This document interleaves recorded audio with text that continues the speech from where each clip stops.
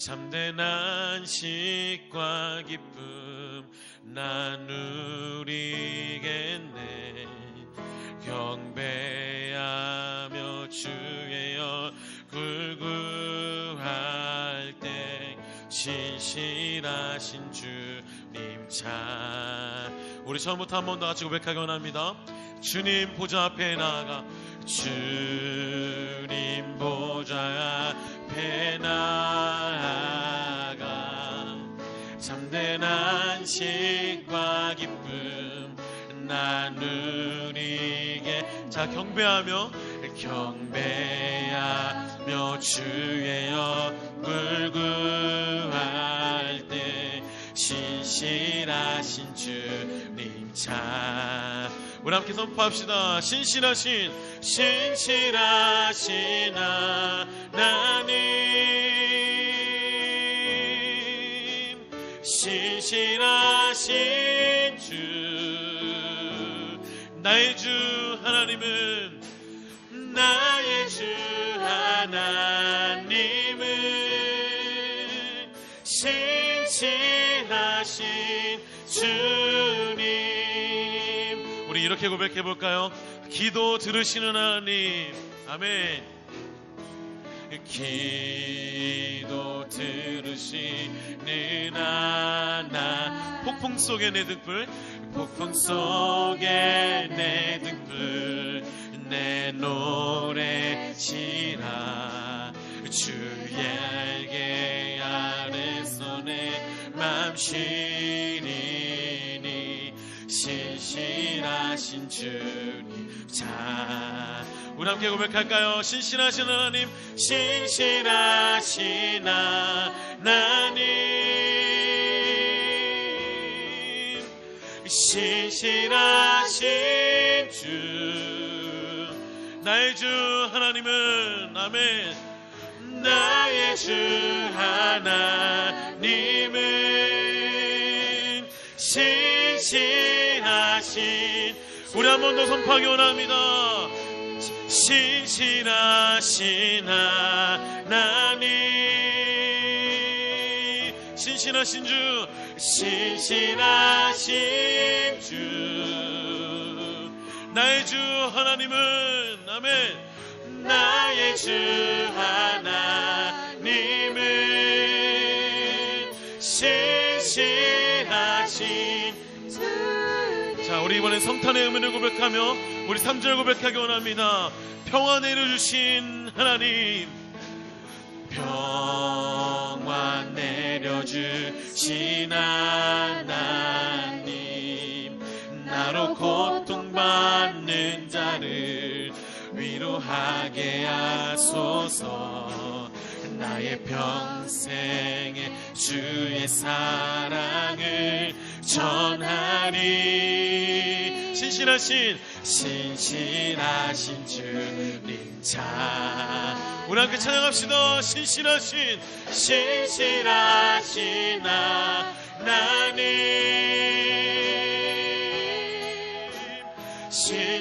신실하신 주,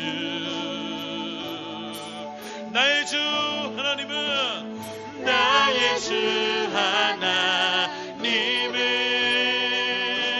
신실하신 주님. 우리 한번 고백할 때 우리 힘있게 선포하며 나가기 원합니다. 신실하신 하나님, 신실하신 주님, 신실하신 주, 나의 주 하나님은, 나의 주 하나님은 신실하신 주님. 우리 마지막으로 한번 고백합시다. 신실하신 하나님, 신실하신 하나님, 신실하신 주, 신실하신 주, 나의 주 하나님은, 나의 주 하나님은 신실하신 주님. 할렐루야. 우리의 사랑 많으시고 우리의 구원자 되신 우리 주님 앞에 감사와 영광의 박수 올려드리며 나아가기 소망합니다. 우리 함께 시간 기쁨으로 손뼉치며 나아갈 때 우리의 구주 되신 우리 주님을 우리가 기쁘게 선포하며 나아가길 간절히 소망합니다. 할렐루야. 아멘.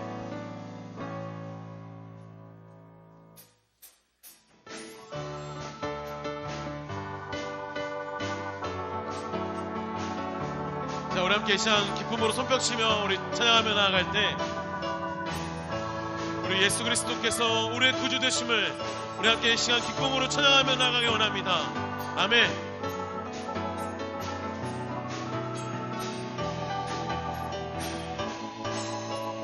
자, 우리 함께 고백합시다. 예수로 나의 구주 삼고 성령과 비로소 거듭나니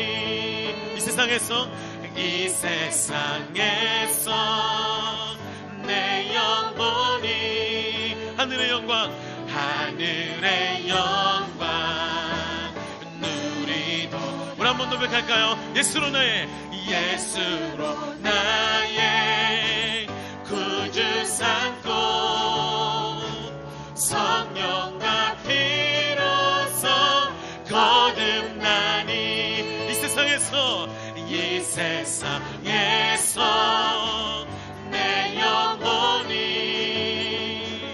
하늘의 영광 누리도다. 우리 함께 이것이 나의 간증이요, 이것이 나의 간증이요, 이것이 나의 찬송일세. 나 사는 동안 끊임없이 구주를 찬송하리로. 우리 2절 고백할까요? 온전히 주께 맡긴 내 영, 사랑의 음성을 듣는 중에 천사들 왕래 하는 것과 하늘의 영광 보리로. 여러분, 이것이 우리의 간증입니다. 이것이 나의 간증이요, 이것이 나의 찬송일세. 나 사는 동안 끊임없이 구주를 찬송하리로.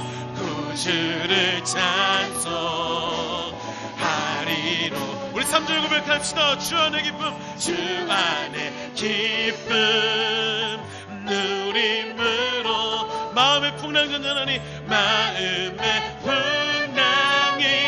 잔잔하니 세상과 나는 간 곳 없고. 우리 함께 선포할까요? 구속한 주만 보이도. 아멘.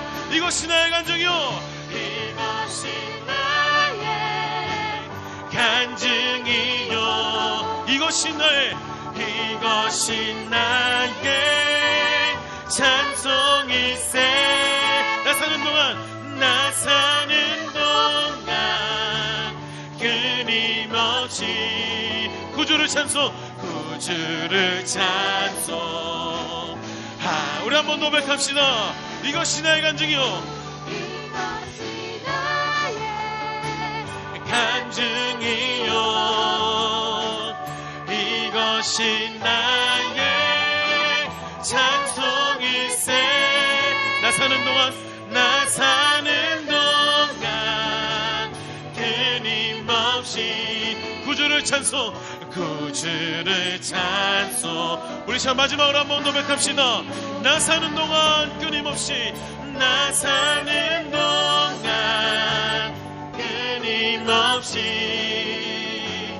구주를 찬송하리로다. 할렐루야. 우리 한 번 더 하나님께 감사와 영광의 박수를 드리며 나가기 원합니다. 아멘. 아멘.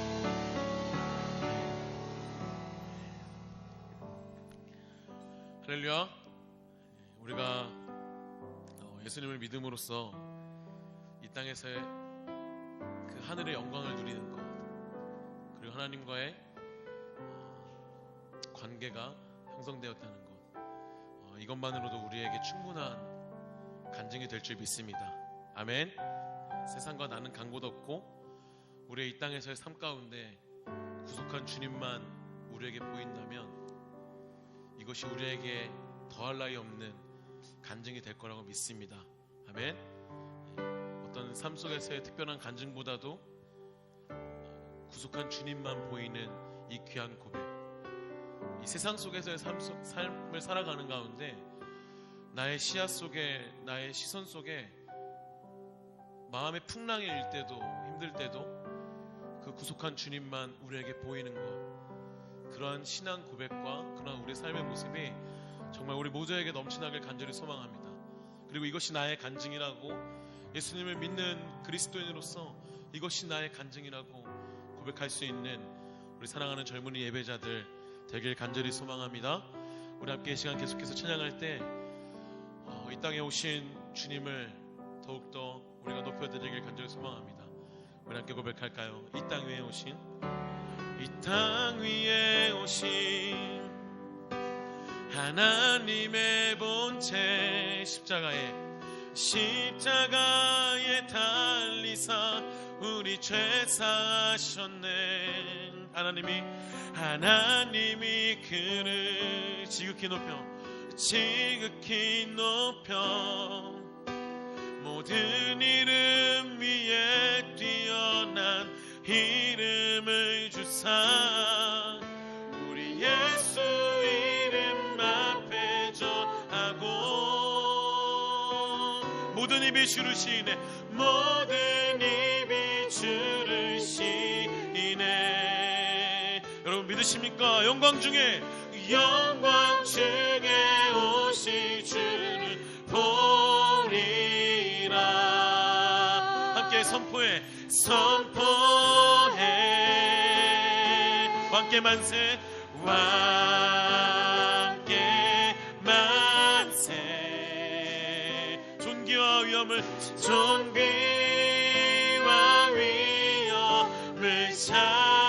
찬양해. 왕께 만세. 주 예수. 우리 1절 한번 더 고백합시다. 이 땅 위에 오신 하나님의 본체, 십자가에 달리사 우리 죄 사하셨네.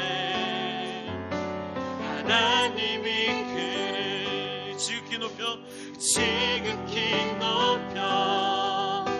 모든 이름 위에 뛰어난 이름을 주사 우리 예수 이름 앞에 전하고 모든 입이 주를 시인해. 영광 중에 다시 오실 주를 보리라. 다같이 함께 선포해 왕께 만세, 왕께 만세. 존귀와 위엄을 찬양해. 왕의 왕께 만세. 주의. 우리 이러한 고백은 우리의 두 손을 높이 들고 우리가 함께 고백하기 원합니다. 왕께 만세, 왕께 만세. 존귀와 위엄을 찬양해.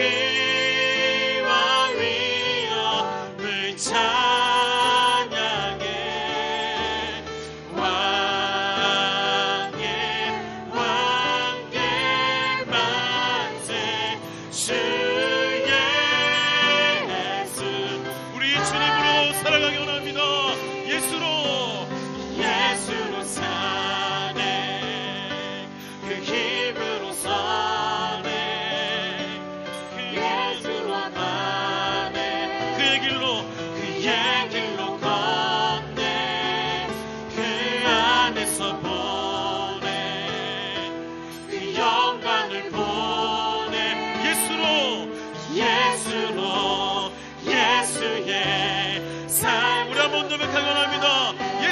사네, 예수로 사네. 그의 길로서 예수와 가네, 예수와 가네. 그의 길로 걷네, 그 안에서 보내, 그 영광을 보내. 예수로 예수의 삶으로 사네. 자, 우리 함께 이 시간 마지막으로 함께 통성으로 기도하며 나가기 원합니다. 우리 함께 마음 모아서 우리 합심으로 기도했으면 좋겠습니다. 우리가 참 엄청난 고백들을 했습니다. 이 땅 위에 오신 하나님의 본체, 십자가에 달리사 우리의 죄 사하셨네. 하나님의 그를 지극히 높여 모든 이름 위에 뛰어난 이름을 주사 우리 예수 이름 앞에 절하고 모든 입이 주를 시이네. 영광 중에 오실 주를 보리라 선포해.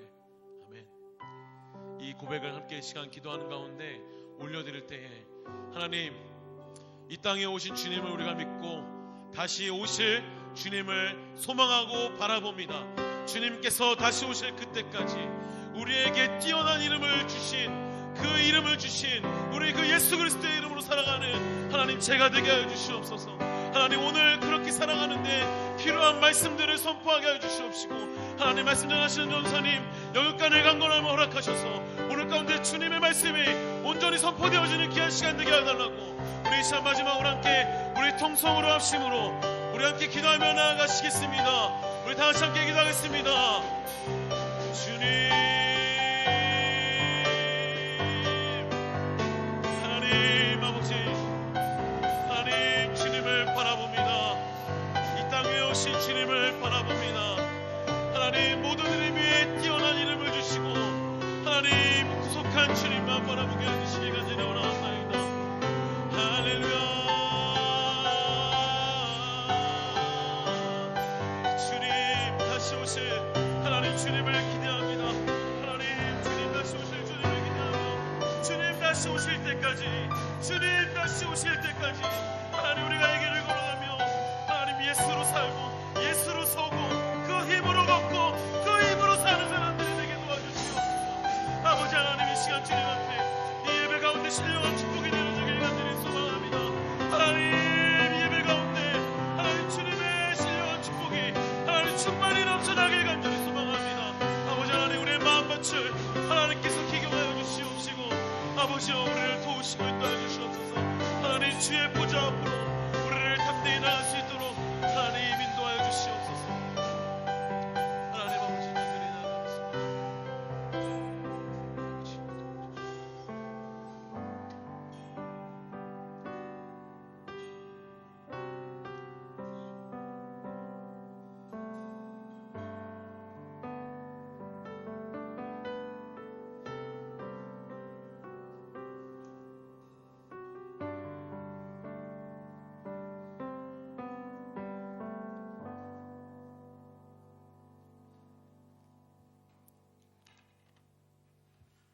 하나님 아버지, 오늘도 이 자리에 불러주셔서 감사합니다.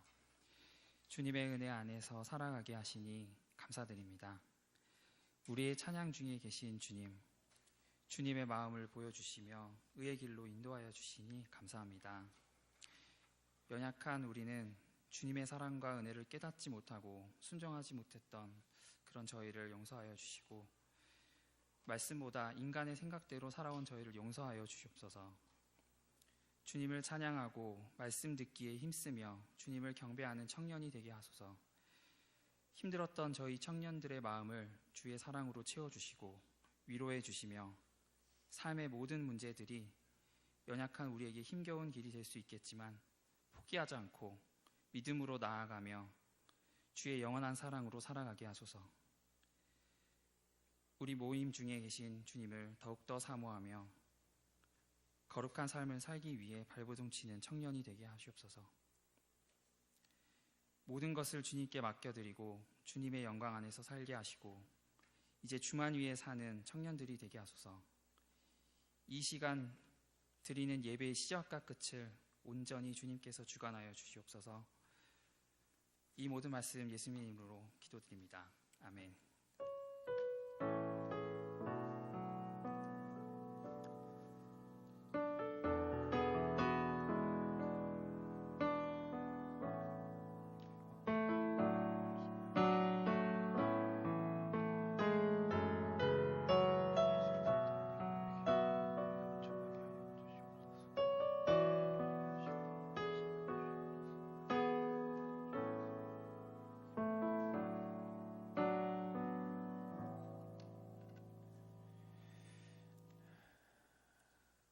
오늘 우리에게 주시는 하나님의 말씀은 신약성경 누가복음 2장 1절부터 7절까지의 말씀입니다.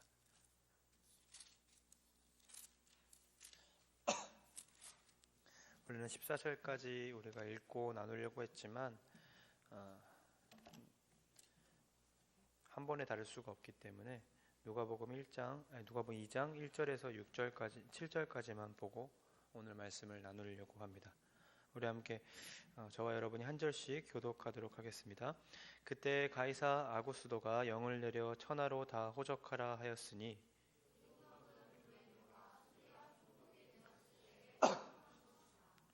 모든 사람이 호적하러 각각 고향으로 돌아가매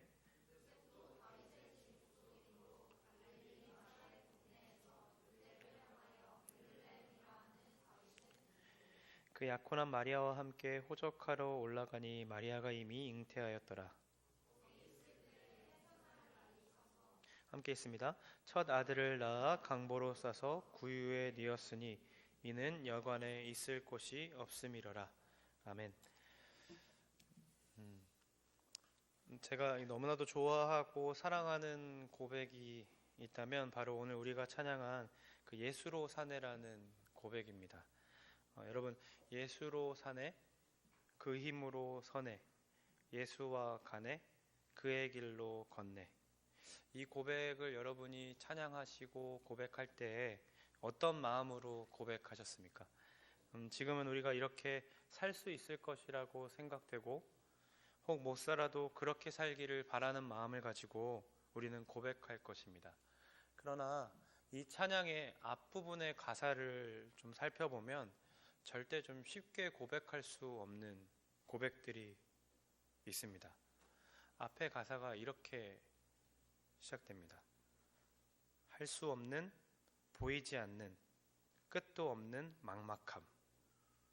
디딜 곳도, 머물 곳도, 쉴 곳도 없는 삶. 이런 삶 속에서 우리는 예수로 산다는 고백을 할 수 있을까요? 이렇게 막막하고 어려운 삶 속에서 예수와 함께 걷고 그의 힘으로 서겠다고 말할 수 있을까요? 만약에 여러분의 삶이 이 찬양의 가사처럼 아무것도 보이지 않는 삶이라면 그때에도 여러분 예수로 산다고 고백할 수 있겠습니까? 정말로 예수의 힘으로 서고 예수와 함께 가고 그의 길로 걷겠다고 고백하시겠습니까? 쉽지 않습니다. 맞습니다. 정말 쉽지 않습니다. 우리는 이렇게 이해되지 않는 막막한 삶, 끝도 없고 피할 곳도 없고 머물 곳도 없는 그 막막함에 놓이게 되면 우리는 하나님을 바라보기보다는 내 스스로 이 상황을 좀 모면하고자 하는 마음이 더 커집니다. 그래서 발버둥 치죠. 그러다 안 되면 우리 어떻게 합니까? 그때서야 하나님 앞에 나와서 엎드립니다. 하나님 도와주세요. 이 상황만 좀 모면하게 해주세요. 하나님 이것만 좀 들어주세요. 하나님 제발 좀 도와주세요. 우리 이런 마음을 가지고 하나님 앞에 간절하게 엎드립니다. 그때서야 하나님 말씀을 생각하기 시작한다는 거죠.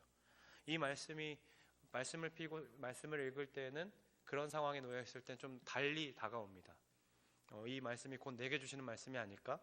이 말씀이 곧 하나님의 음성은 아닐까라는 마음으로 그 말씀을 진지하게 우리가 보고 생각하게 됩니다. 오늘 우리가 살펴본 말씀은 너무나도 잘 아는 말씀입니다. 성탄절을 앞두고 뮤지컬을 준비하고 있는데 뮤지컬을 준비하는 사람들은 이 캐릭터를 연구하기 위해서 혹은 이 내용을 이해하기 위해 이 본문들을 몇 번을 읽었으며 다 묵상했을 것이라고 생각이 됩니다. 그렇죠? 보통 이 본문을 이렇게 우리는 생각하면서 읽었을 것입니다. 제가 생각의 전환 생각이 어떻게 전환되는지를 좀 생각해 보면서 여러분들이 어떻게 성경을 읽었을까 하면서 고민해 봤는데 아마 이렇게 읽었을 겁니다. 마리아와 요셉이 고향으로 돌아갔다. 여관에 방이 없었다.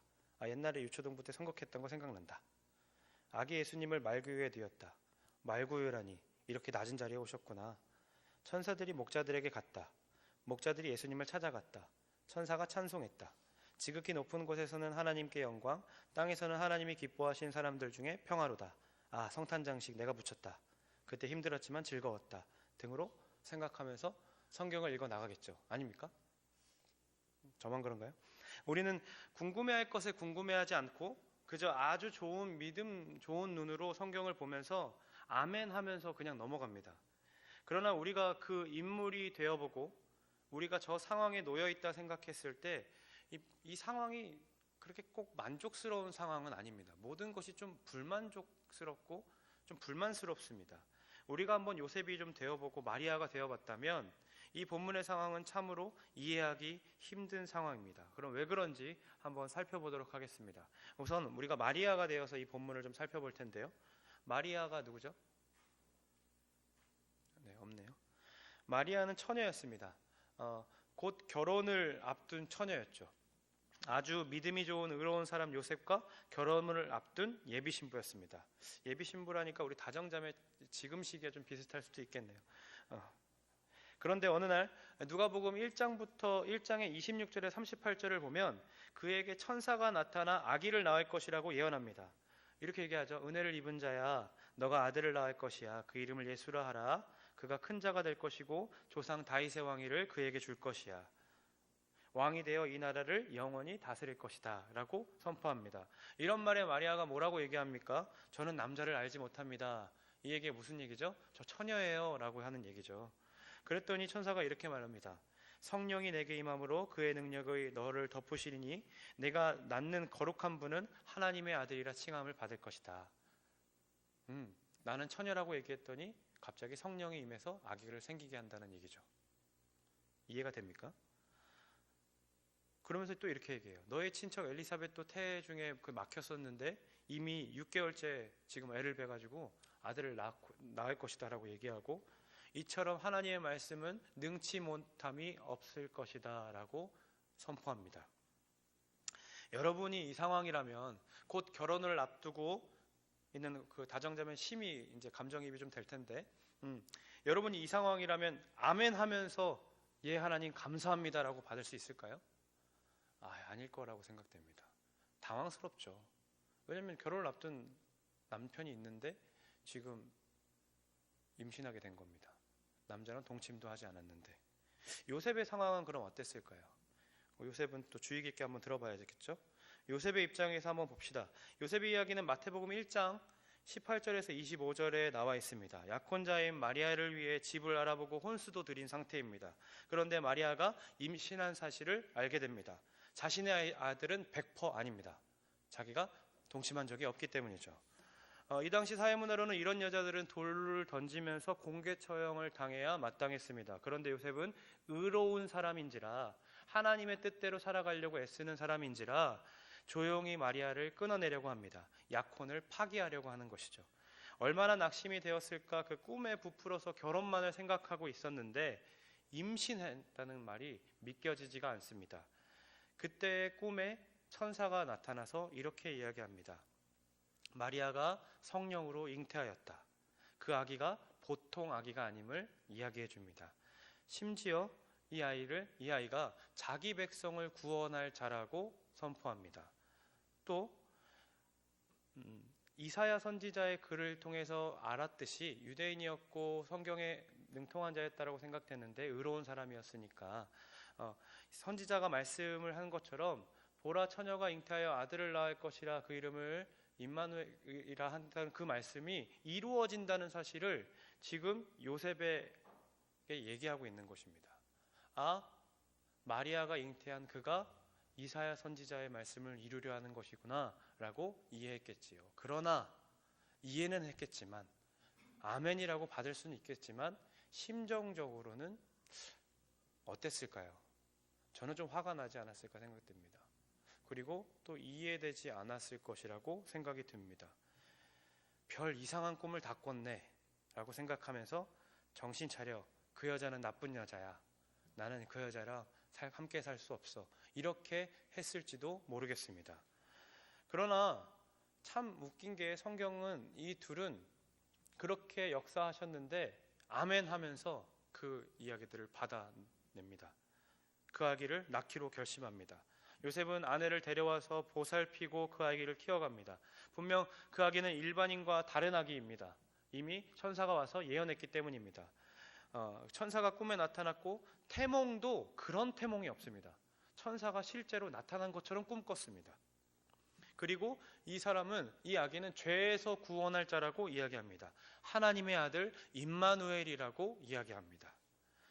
제가 결혼을 하고 아내가 임신을 해보니까 이 본문이 굉장히 다르게 다가왔는데, 저도 뱃속의 아이에게 그 이름을, 태명을 지어주고 이 아이가 어떻게 자라가기를 바라면서 소망하는 마음으로 밤마다 이렇게 배를 문지르면서 축복하고 기도를 해줍니다. 하나님이 예비시켜 주신 아이라는 것에 되게 감사하기도 하고, 물론 기도하지 않았지만 그렇게 이렇게 낳게 해주신 것에 또 되게 또 놀랍기도 하고 감사하기도 하면서 그렇게 시간들을 보내고 있는데, 이 아이, 일반인도, 저 같은 일반인도 이렇게 하고 있는데, 이 아이는 하나님이 예비시켜 주신 아이라는 거죠. 하나님께서 천사를 통해 이사야 선지자의 말을 이루어 가시려고 예비시켜 주신 아이라는 거죠. 죄에서 구원하기 위해 오는 그 메시아라는 거죠. 그러니까 이 엄마와 아빠 되는 요셉과 마리아가 어떻게 애지중지하며 그 아이를 키워냈을지 우리가 좀 상상을 해볼 수 있을 것입니다. 기도하고 또 사랑하면서 그 아기가 나오기를 기대했을 것입니다. 그렇게 시간이 지났고 거의 나올 때가 되었습니다. 만삭이 되었습니다. 예정일이 오늘 내일 할까 하고 있을 때였습니다. 그 상황을 놓고 오늘 본문을 한번 잠시 읽어보도록 하죠. 2장 1절에서 2절입니다. 함께 읽습니다. 그때 가이사 아구스도가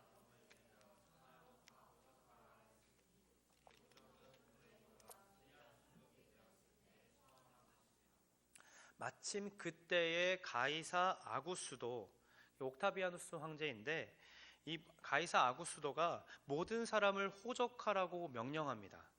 즉 주민신고하라는 말입니다. 각자 고향으로 돌아가서 주민신고를 하라는 이야기입니다. 아구스도가 명령했던 이유는 인구를 조사해서 세금을 제대로 걷기 위한 것이었습니다.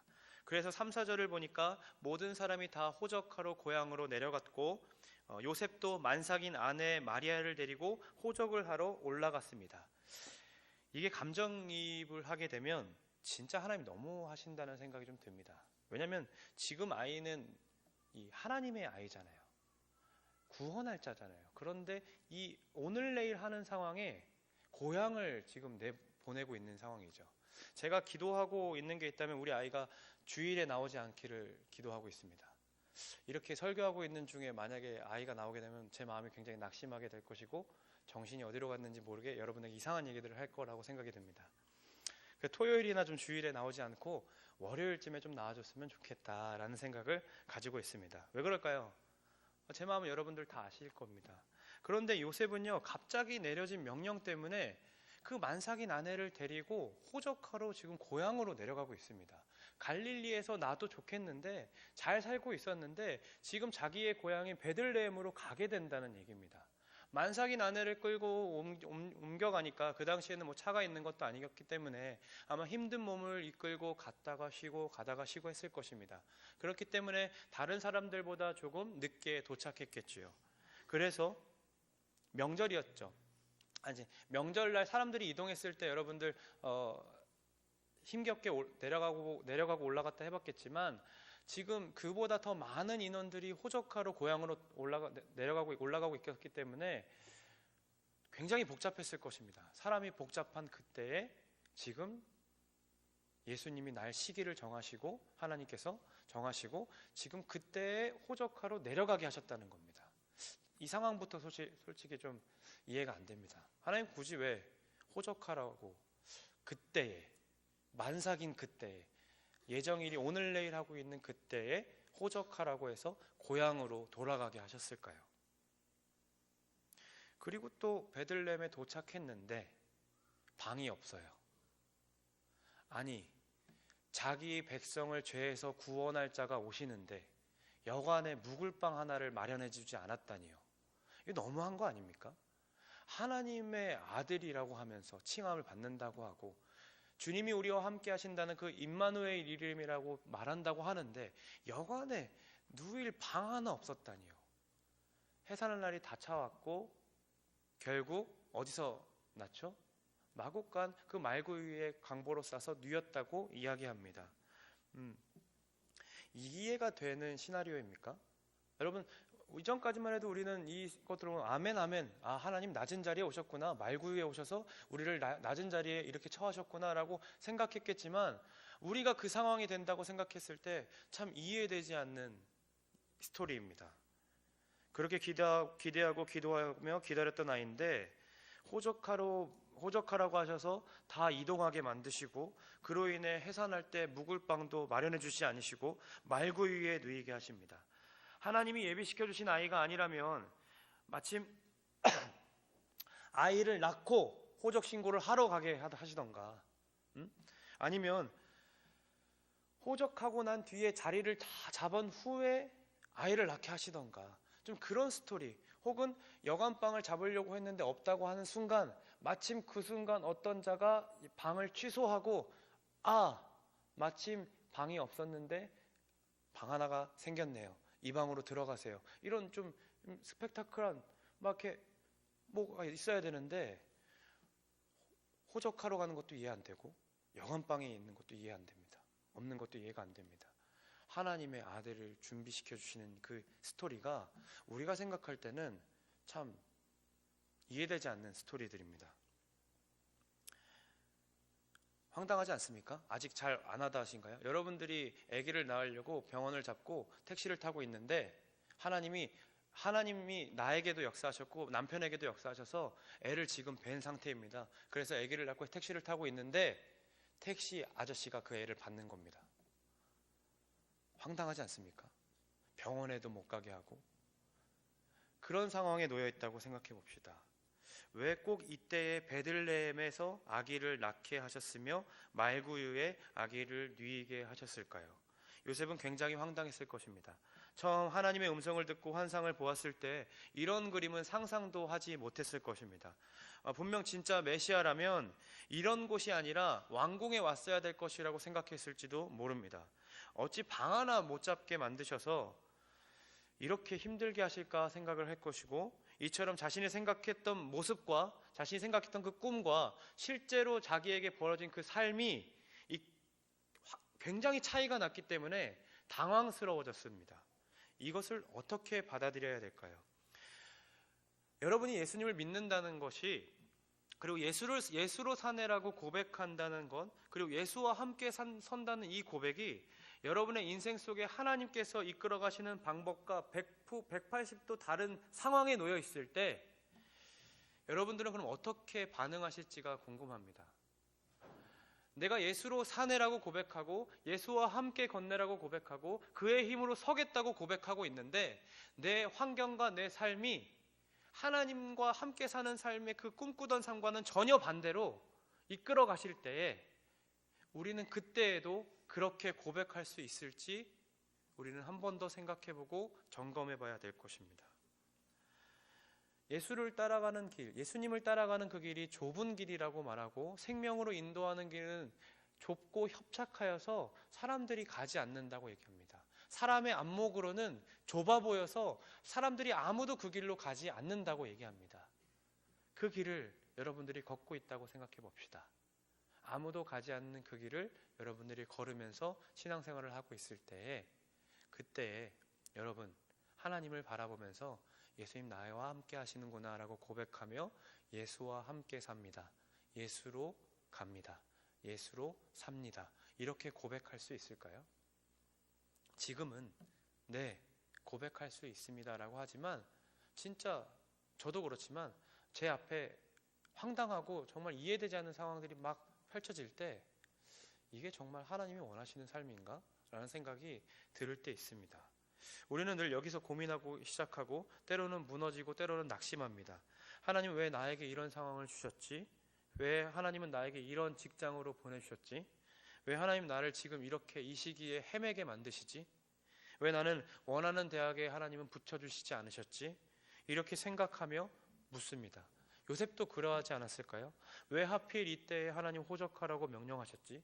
왜 하필 말구유에 누이게 하셨지? 정말 이게 청사와 말하는 것이 무슨 그 말한 뜻과 어떤 관련이 있는 것일까? 이렇게 좀 고민하고 생각해 봤을 것입니다. 우리가 당황했던 것처럼, 우리가 앞에 놓인 상황 때문에 당황스러웠던 것처럼 요셉도 매우 당황했을 것입니다. 그런데 놀라운 사실이 이 예수님의 나심 속에 앞뒤로 이렇게 묶여 있다는 것이 중요한 것입니다. 3, 4절 사이에 앞에 2장, 뒤에 2장 6절과 7절을 보면 그때에 해산한 날이 찼고 아이를 낳았고 강보에 싸서 구유에 누였습니다. 이게 벌어진 사실입니다. 요셉이 생각했던 꿈과 다르게 벌어진 사실입니다. 그렇죠? 그 앞에 거를 한번 보면 또 하나의 벌어진 사실이 있는데 바로 2장 1절에서 2절입니다. 그때에 아구스도가 호적하라고 명했고 다 각각 자기 고향으로 돌아갔다라는 거죠. 근데 그때라는 말은 이런 뜻을 가지고 있습니다. 그리고 그것이 발생되었다라는 뜻을 가지고 있습니다. 그러니까 앞에 사건과 연관지어서 얘기하는 것이 아니라 그리고 그것이 일어나 버렸다라는 이야기입니다. 하나님께서 이 일을 시작하셨어요라는 단어로 사용되고 있는 것입니다. 무슨 말입니까? 하나님께서 로마 황제를 사용하셔서 호적하게 명령하셨다는 겁니다. 도대체 하나님은 왜 로마 황제까지 사용하셔서 호적하라고 명령하셨을까요? 즉 이 말은 하나님이 세계를 움직이셔서 갈릴리에 살고 있는 요셉을 끌어다가 베들레헴으로 가게 하셔가지고 낳게 하셨다는 건데 왜 굳이 그렇게 하셨어야 됐을까요? 왜 예수님을 베들레헴에 태어나게 하시려고 로마 황제까지 이용하셔서 그렇게 각각 자기 고향으로 가게 하셨을까요? 만약에 베들레헴에서만 태어나는 것이었다면, 미가서의 말씀을 이루려고만 하는 것이었다면 모두 다 호적하라고 보내지 않으셔도 됩니다. 그냥 요셉에게 이렇게 얘기하면 되죠. 가서 베들레헴에 가서 낳아라. 그렇죠?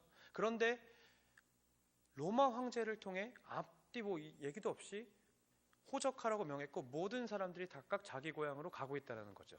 우리는 여기에 의문을 품고 풀어가면서 한번 좀 살펴보도록 합니다.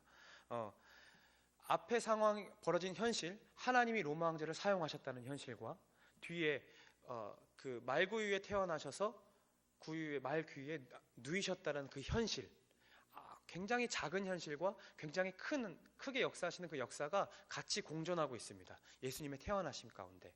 근데 그 사이에 뭐가 존재하냐면 3, 4절입니다. 모든 사람이 각각 고향으로 돌아가매. 이게 무슨 의미일까요?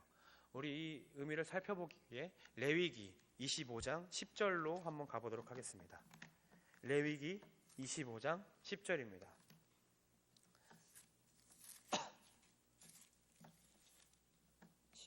구약성경 레위기 25장 10절입니다.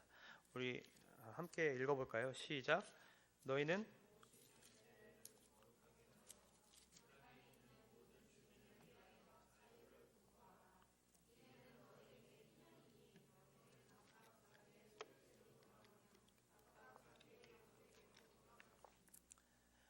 지금 희년에 대해서 설명하고 있습니다. 안식년에 대해서 먼저 설명하고 50년마다 돌아오는 희년에 대해서 법을 제정하시고 그 희년의 때에 자유를 공포하고 각각 자기 소유지로 돌아가고 각각 돌아가서 자기 가족에게로 돌아갈 것을 명령하고 계십니다. 희년은 이스라엘 사람들이 그리고 흩어진 백성들이 또는 다른 땅을 잃고 소망 없는 백성들에게 이게 원위치 시켜주는 년이었습니다. 희년이었습니다. 이 희년의 의미는 하나님 안에서 다시 회복된다는 것인데 구약 성경에는 이 희년을 지켰다는 말이 한 번도 등장하지 않습니다. 왜냐하면 출애굽해서 광야로 가던 시기에 레위기를 받았고 여호수아가 가나안 땅에 들어갔을 때는 전쟁 중이라 이 희년을 지킬 수 없었습니다. 그리고 사사기 시대 때는 자기 옳은 소견대로 행했기 때문에 그런 것은 관심이 없는 시대였습니다. 사울 또한 당연했고요. 다윗 때 좀 지킬만 했을 텐데 언약궤를 되찾는 전투를 하느냐 지킬 수 없었고, 이후의 시대 가운데에는 쫓겨다니고 왕위 때문에 쫓겨다니느냐 정신이 없던 시대였습니다.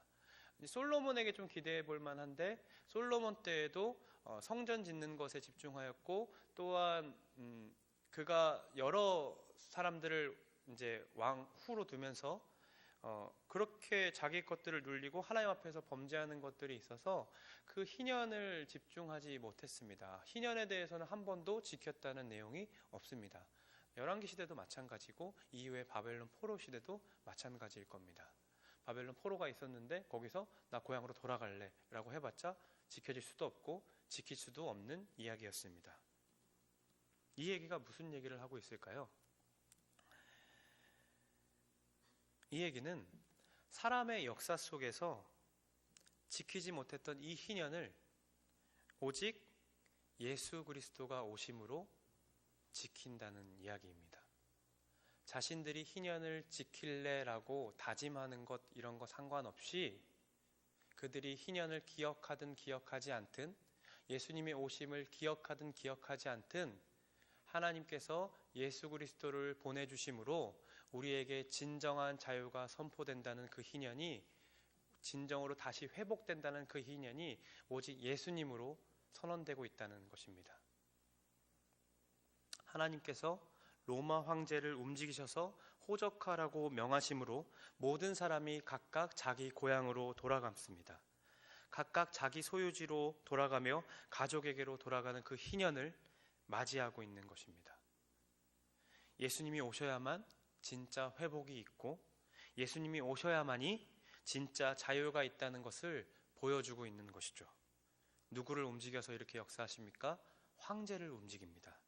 세상의 권력이라고 말할 수 있는 그를 움직여서 예수님을 베들레헴에 태어나게 하셨습니다. 만약에 하나님께서 희년과 상관없이 베들레헴에서 태어나게만 하셨다면 아까처럼 명령해서 태어나면 됐지만, 모든 사람을 각각 자기 소유지로 돌아가게 함으로써 진정으로 이 이야기가 희년이 선포되고 있음을 보여주고 있는 이야기입니다. 사랑하는 여러분, 우리가 이 이야기를 보면서 우리는 어디에 자꾸 집중하냐면 마국간에 태어난 것, 말구유에 누인 사실에 집중합니다. 하나님께서 크게 로마 황제를 사용하셔서 이끌어간다는 그 역사는 자꾸 안 와닿으니까 이해되지 않고 몸으로 느껴지지도 않고, 어디에 자꾸 집중하냐면 왜 말구유지? 왜 이 상황이지? 하나님의 아들인데 왜 도대체 이런 상황에 놓이게 하지 하면서 요 벌어진 현실에 집중합니다. 여러분, 우리가 여기에 집중하지 않기를 원합니다. 말구유면 어떻고 마국간이면 어떻습니까? 우리가 집중해야 될 것은 예수님이 오셨다는 사실입니다. 다시 말해서 여러분의 처지가, 저와 여러분의 처지와 환경이 말구유 같아 보이고 마국간 같아 보이고 이해되지 않은 상황에 놓일지라도, 어떻게 하나님께서 나한테 이런 상황을, 이런 환경을 맡기셨지라고 생각이 들지라도 거기에 좀 집중하지 말자는 이야기입니다. 앞이 보이지 않는 환경이면 어떻고 막막한 상황이면 어떻습니까? 우리에게 중요한 것은 그곳에 있을 때에도, 그런 환경에 처해 있을 때에도 예수님이 살아계신다는 이야기입니다. 우리 예수님이 그곳에도 살아계셔서 이 땅 가운데 오셨듯이 지금도 우리와 살아계셔서 우리와 함께 일하신다는 것입니다. 우리는 그것에 좀 기억하며 성탄을 좀 준비하기를 소망합니다. 예수님이 이 땅에 오시기 때문에 하나님께서는 천하를 움직이셔서 로마 황제가 주인인 것처럼 보이지만 이 땅의 진정한 주인이신 예수님이 누구신지를 분명하게 보여주셨으며, 자유를 공포하는 희년을 선포하심으로 회복의 주인이 누구신지도 분명하게 보이셨습니다. 예수님이 말구유에 나셨다고 하니까 낮아진 것이고, 그럼 왕궁에서 나셨다면 낮아진 게 아닙니까? 이것은 우리 시각입니다. 우리가 왕궁이 높은 곳이라고 생각하니까 왕궁에서 태어나면 높아졌다라고 이야기하는 것입니다. 예를 들어 봅시다. 50평짜리 아파트가 넓은 집인가요? 아닌가요? 넓은 집이라고 이야기하는 저와 같은 처지의 사람들은 50평짜리 집을 보지를 못했고 지금 집도 만족하며 살아가고 있는 사람들일 겁니다. 그런데 보통 그냥 50평이면 보통이죠 라고 하는 사람들은 4, 50평짜리의 집을 살고 있기 때문에 그런 얘기를 하겠죠. 근데 좁은 집입니다 50평은 이라고 말하는 사람들은 한 70평짜리 아파트를 살고 있는 사람이기 때문에 그렇게 이야기할 겁니다. 그런데 여러분, 영국의 공주가 70평짜리 아파트에 와서 산다면 넓은 집일까요? 좁은 집일까요? 100% 좁은 집입니다. 좁은 집도 아니고 좁은 집입니다. 말구, 그러면 생각해 봅시다. 말구에 오신 게 낮아진 것이고 왕궁에 온다면 높아진 것일까요? 아니란 말이죠. 예수님이 이 땅에 오신 것 자체가 낮아지심입니다. 중요한 것은 어디에 오셨다는 것이 아닙니다. 주님이 우리 인생 가운데 살아서 오셨다라는 것입니다. 그게 표적이라는 사실입니다. 하나님께서는 천하를 움직이셔서 그분을 오게 하셨다는 이야기를 지금 우리 본문을 통해서 발견하고 있습니다. 사랑하는 여러분, 우리 주님이 지금도 우리와 함께 하시고 살아계십니다. 아멘이십니까? 오늘 유초동부 아이들에게 꽃밭 같은 그 천국의 모습과 광야의 모습을 이렇게 보여주고 어디가 더 천국 같냐고 물어봤습니다. 어디가 더 천국 같나요? 뭐라고 얘기했을까요? 당연히 이 꽃밭 같은 그림이 더 천국 같다라고 이야기했죠. 그런데 이렇게 질문했습니다. 광야에 예수님이 있고 꽃밭에는 예수님이 없어. 어디가 더 천국 같니? 여러분, 어디가 더 천국입니까? 광야죠. 그러나 우리의 답은 진실되지 못합니다. 우리의 진짜 답은 사실 그게 아닙니다. 왜 예수님 거기 있어요? 왜 광야에서 있어야 돼요? 왜 거기 계셔야만 하죠? 우리 이렇게 좀 예수님 앞에 막 따지고 묻고 있지 않습니까? 꽃밭과 광야라고 하니까 여러분 잘 안 하다 할 것 같아서 다른 예를 좀 준비했습니다. 여러분, 어디가 천국인지 마음을 좀 정하셨으면 좋겠는데, 한쪽은 직장에서 잘렸고 구해지지도 않습니다. 한쪽은 대기업에 다닙니다. 예수님은 직장이 잘린 쪽에 있습니다. 어디가 더 천국인가요? 믿음으로 내 삶으로 고백하시기 바랍니다. 어디가 더 천국인가요? 이쪽이 더 천국이죠. 한쪽은 연애도 못하고 결혼도 못하고 사귀어 본 적도 없습니다. 심지어 결혼할 자금도 없고 집도 없어서 헤매이고 살아갑니다. 그런데 다른 한쪽은 좋은 남자, 좋은 여자 만나서 좋은 아파트를 얻고 좋은 차를 타고 다니면서 살아갑니다. 집 걱정, 결혼 걱정도 없습니다. 그런데 이쪽에 예수님이 있습니다. 어디가 더 천국 같은가요? 이렇쯤 되면 여러분들, 우리 답에 이렇게 얘기하게 됩니다. 왜 꼭 거겨야 되죠? 왜 여기에 예수님이 계시면 안 되죠? 지금 제가 얘기하고 있는 건 대기업에 다니는 사람들에게 예수님이 없다는 얘기가 아닙니다. 아파트, 좋은 직장 이렇게 다니는 사람들에게 예수님이 없다는 얘기가 아닙니다. 여기에도 예수님이 계신다는 말입니다. 그런데 우리는 자꾸 이런 환경에 집중하다 보니까 예수님이 계신다는 것, 예수님이 내 삶을 이끌어 가신다는 것들은 다 접어버리고 이 현실에 집중하기 시작하니까 왜 하나님 나에게 이렇게 역사하시는 거죠? 어떻게 나한테 이럴 수 있죠라고 반문하고 있는 것입니다. 우리 유초동부 아이들에게 또 이런 질문을 했습니다. 박보검이 있고, 이 박보검은 굉장히 잘생겼고 돈도 많고 좋은 남자다. 근데 한쪽에는 그랬더니 갑자기 애들이 이렇게 외치더라고요. 전사님이요. 오늘 아이들과 마지막 시간이었는데, 그러면서 자, 이쪽에는 예수님이 없어. 이쪽에는 전도사야.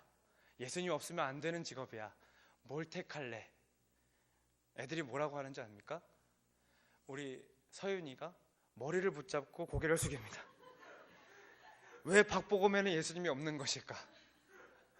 왜 저 사람을 선택해야 되는 걸까? 라고 생각하면서 머리를 붙잡고 고민하기 시작합니다. 여러분도 그 고민하지 않습니까?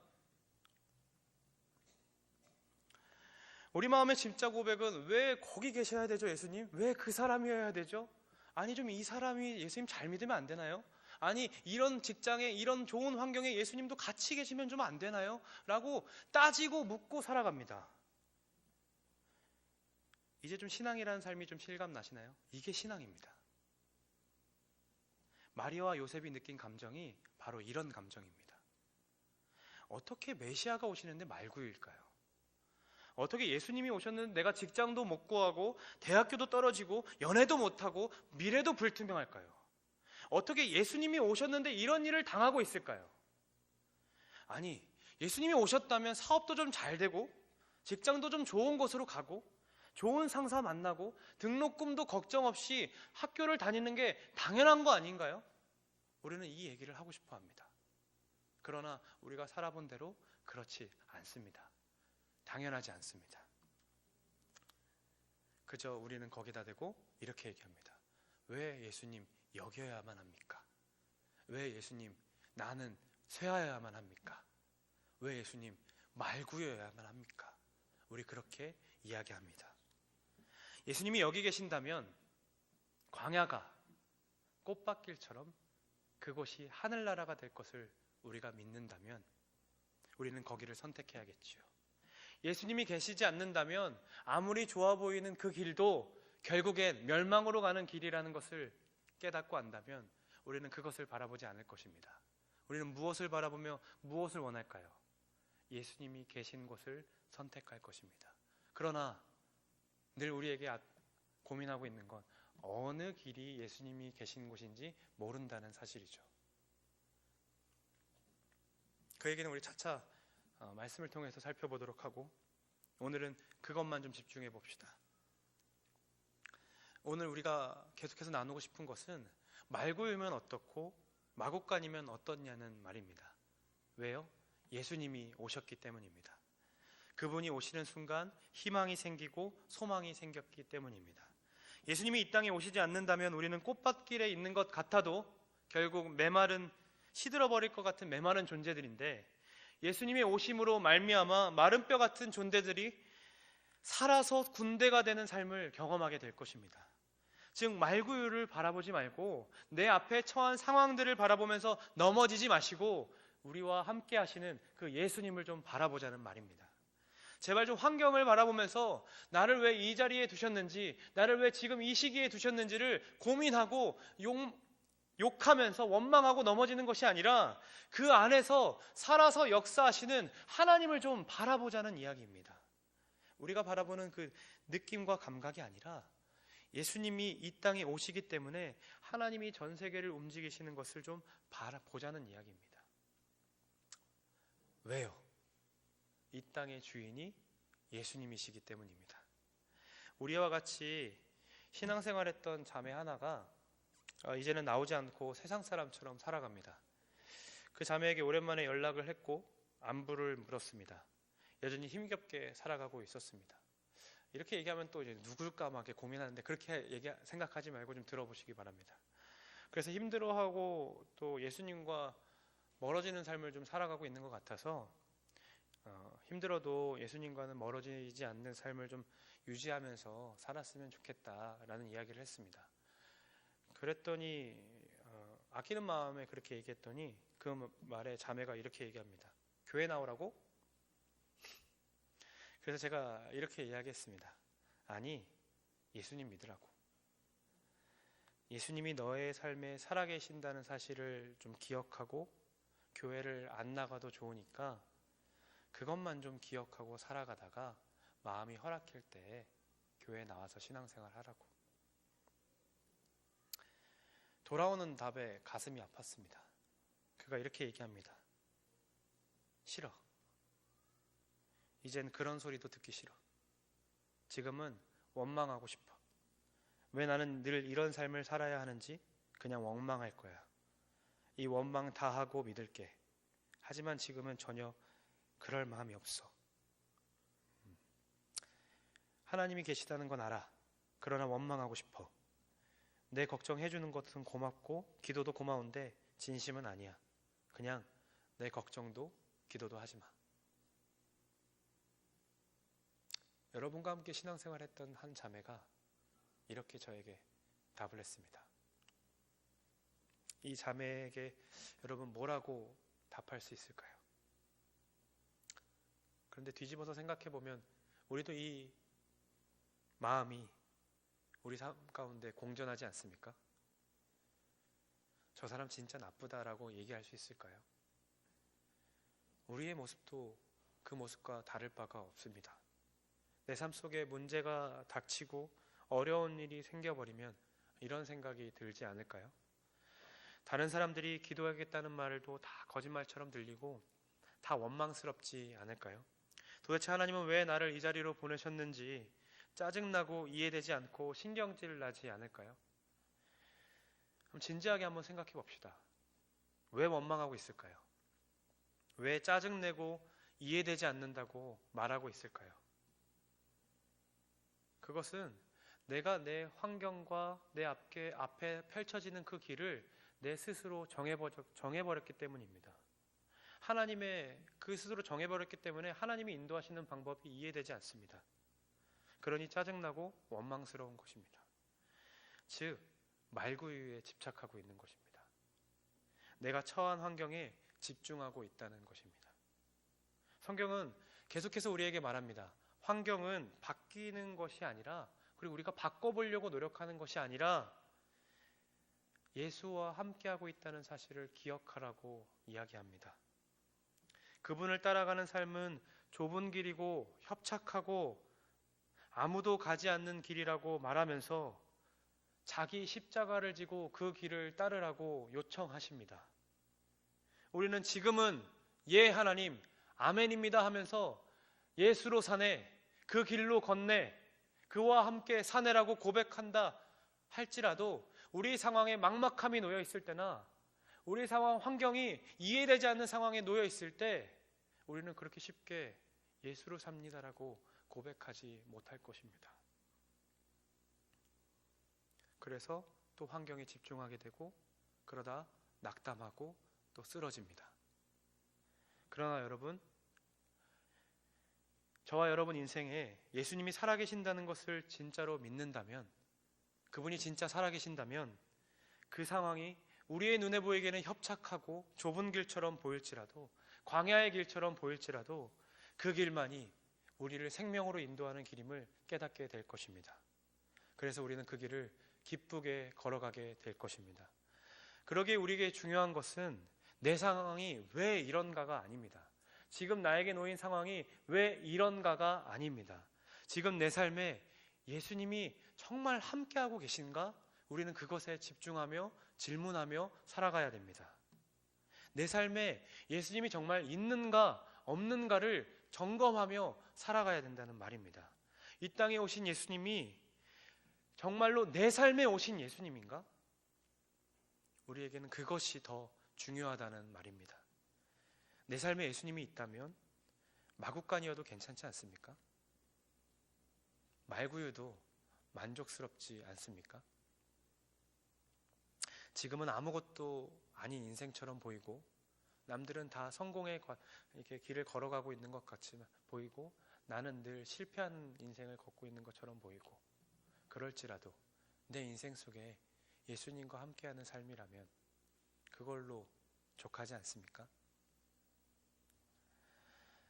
분명히 우리 하나님은, 우리 예수님은 우리와 함께 살아계십니다. 여러분의 삶 가운데 지금도 살아 역사하시고 인도하고 계십니다. 그 상황과 현실에 집중하지 마시고 로마 황제를 이끌어 가셨던, 그를 통해서 진정한 희년을 선포하셨던 그 하나님을 좀 믿으시기 바랍니다. 우리 하나님은 이 모든 역사를 통해 우리를 끌어가십니다. 이런 시국 가운데서도 우리 하나님은 여전히 살아계셔서 우리를 이 대한민국에 보내신 이유를 생각하게 하시며 우리를 그 앞에 무릎 꿇게 하시고 이 시대 가운데 우리를 살아내게 하실 것입니다. 그러기에 우리가 늘 고백해야 될 것이 무엇입니까? 예수님 바라봐야 된다고, 예수님 앞에 서겠다는 고백입니다. 지금 이 자리에서 우리가 살아내겠다는 고백입니다. 오늘도 우리 동일하게 선포하며 나아가기를 소망합니다. 예수님 바라보며 삽시다. 예수님 바라보며 삽시다. 일주일의 삶 가운데 우리 예수님 좀 바라봅시다.